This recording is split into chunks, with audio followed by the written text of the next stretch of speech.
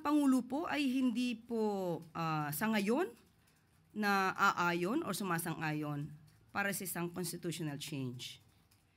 Marami pong paraan para po marisolba ang ganitong klaseng korupsyon. Marami na pong batas na maaaring gamitin kung susunod lamang ang mga public officials natin.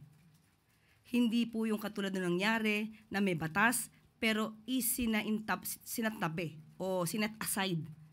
Kaya po tuloy, hindi na po nagto-turn over ang DPWH sa mga local government units. Matatandaan po natin, merong batas at yan nga po ang ikinadismaya ng Pangulo.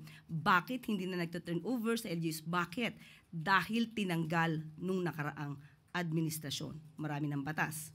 So dapat na lamang po ito ay enforce, i-implement, sundin ng ating mga public servants at public officials.